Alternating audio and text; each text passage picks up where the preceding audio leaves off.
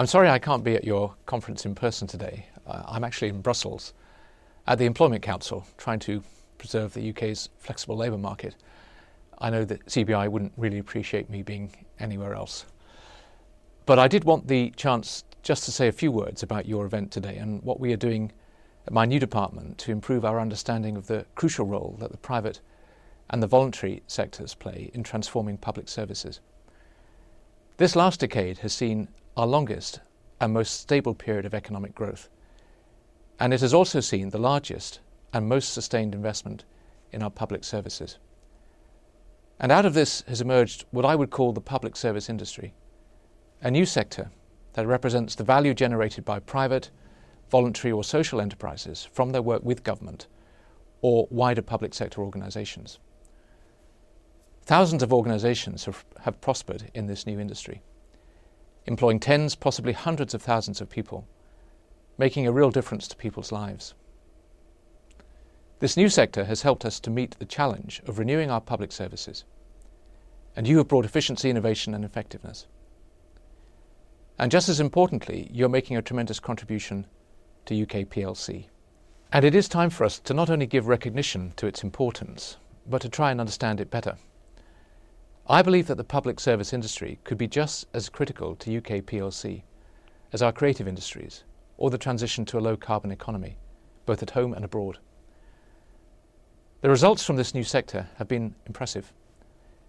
In the NHS, independent treatment centres have delivered a revolution in the way we manage elective care. In the prison service, new entrants have stimulated thinking about the design and management of the prison environment. And across the public sector, companies have contributed to the renaissance in infrastructure, both physical and technological. This is a sector with huge potential. But to achieve it, at home and abroad, we need a greater understanding of its existing contribution and what more government can do as policymaker, regulator and procurer to get the best results for consumers and taxpayers.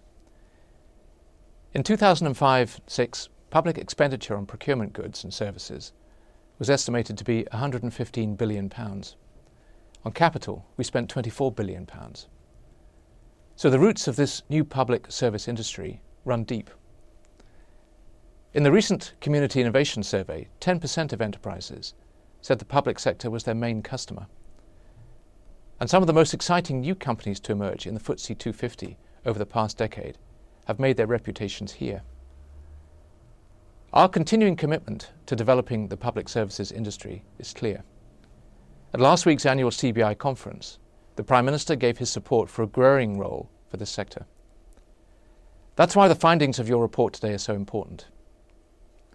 Not only does it help raise the profile of business activity in these markets, but it will feed into some new work that I can announce my new department will be undertaking over the coming months to maximise the opportunities at home and abroad. There's already a great deal being done across government to improve public procurement. Our ideas shaped in no small part by previous CBI reports. We've delivered some big improvements, a strengthened OGC, and I know that Nigel is speaking to you about his work today. My Cabinet colleague John Denham is also looking at how his department can help increase public service innovation. And my own department, including UKTI, engages with many of the businesses who operate in this new area. Earlier this year, we launched an online training package called Winning the Contract on the Learn Direct website. It aims to help small firms develop the skills they need to compete effectively for public procurement opportunities. But there's always more we can do. We need to understand more about the dynamics of this market. That's why I'm pleased to announce a new programme of work led by my department that will build on this report from the CBI to analyse the public service industry further and identify where potential opportunities lie for business at home and overseas. First, I've commissioned a review of the public services industry headed by Deanne Julius. The aim of the review is to build a clearer, fuller understanding of this emerging sector, to identify the facts and factors that could support its growth, including the market scale, employment base and characteristics of its leading players, to define the value of its contribution to our economy, productivity and international competitiveness. Second, I'm keen for UKTI, led by your indomitable former Director General, to work with you to identify how we can maximise the opportunities for UK companies in public service delivery in other countries. UKTI's overseas teams are ready to respond to your members' needs in international markets. They're well placed to add value for your members by securing access to overseas government contracts and end users, and supporting PR and marketing activities.